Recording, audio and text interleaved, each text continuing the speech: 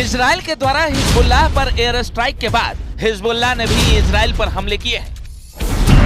Hezbollah के मुताबिक उनके लड़ाकों ने इजराइल के आर्म्स फैक्ट्री पर बमबारी की है। इजराइल की सेना आईडीएफ ने बताया कि एयर स्ट्राइक के बाद लेबनान की तरफ से 35 रॉकेट दागे गए हैं।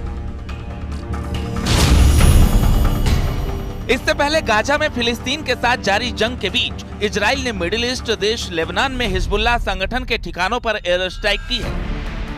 इजराइल की मिलिट्री ने एक बयान जारी कर एयर स्ट्राइक की जानकारी दी।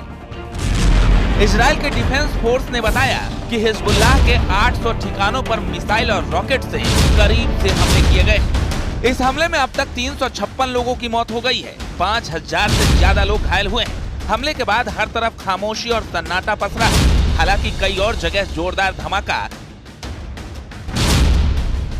एक के बाद एक 2 ब्लास्ट होते रहते हैं। इस धमाके से पूरा इलाका धूल और धुएं की गुबार से भर जाता है। ये हमला सीरिया के बॉर्डर पर हुआ, लेकिन इस हमले में ना तो पुतिन का कोई जंगी जेट शामिल हुआ और ना ही ईरानी ड्रोन ने इस हमले को अंजाम दिया, बल्कि यह हमला इजराइल वाले बेन्यामिन नेतन्याहू ने करवाई।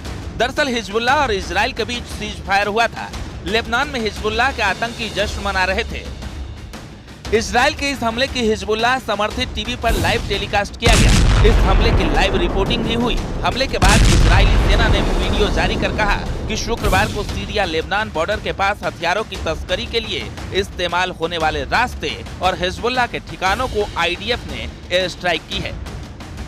ये हमले सीरिया से लेबनान में हथियार तस्करी अभियानों को विफल करने के लिए आईडीएफ के एक अतिरिक्त प्रयास का हिस्सा है।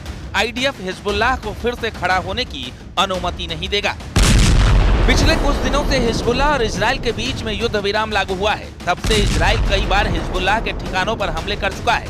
अब इजराइल के इस हमले को देखिए। इजरायली सेना ने वीडियो जारी किया जिसमें दावा किया गया कि दक्षिणी लेबनान में हिजबुल्लाह लॉन्चर पर हमला किया। इजराइल की सेना ने दावा किया कि इजरायली एयरफोर्स ने दक्षिणी लेबनान में एक रॉकेट लॉन्चर पर हमला किया, जो इजराइल और लेबनान के बीच सीज फायर के समझौतों का उल्लंघन कर रहा था। इजरायली सेना के मुताबिक उसने सीज फायर लागू होने के बाद उन जगहों पर हमला किया जिनका इस्तेमाल सीरिया से लेबनान तक हथियारों की तस्करी के लिए किया गया था। क्योंकि यह सीज फायर की शर्तों का उल्लंघन है। सीज फायर एग्रीमेंट के मुताबिक इजरायली सेना धीरे धीरे लेबनान में अपनी पोस्ट को खाली करेगी। इसके बाद लेबनानी सैनिक दक्षिण में तैनात होंगे।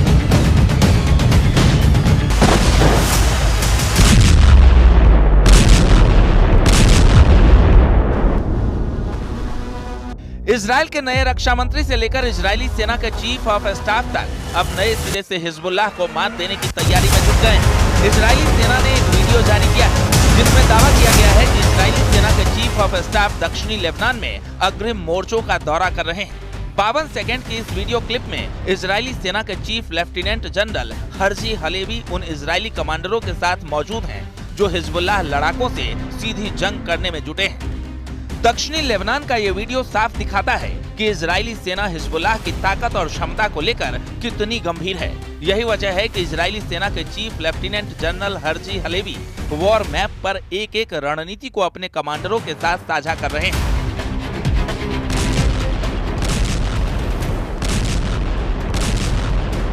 इजरायली सेना ने हिजबुल्लाह द्वारा युद्ध विराम के गंभीर उल्लंघन करने के बाद हिजबुल्लाह का पूरी तरह से खात्मा करने का मन बना लिया है।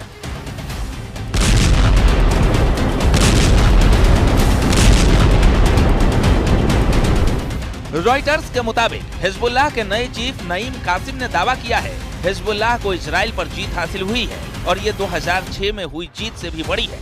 18 साल पहले 2006 में हिजबुल्लाह और इजराइल में 34 दिनों तक जंग चली थी। इसमें करीब 1200 लेबनानी नागरिक मारे गए थे। कासिम ने कहा कि हम इस जंग में जीते हैं। इजरायली सेना ने हिजबुल्लाह के 4000 लड़ाकों को मार डाला है, लेकिन हिजबुल्लाह के ताजा हमलों से साबित हो चुका है कि इजरायली सेना किसी भी कीमत पर हिजबुल्लाह को दोबारा सिर उठाने का मौका नहीं देना चाहती और हिजबुल्लाह और इजराइल के बीच हुआ युद्ध विराम समझौता कभी लागू भी होगा ऐसा लगता नहीं। Bureau report, news 18।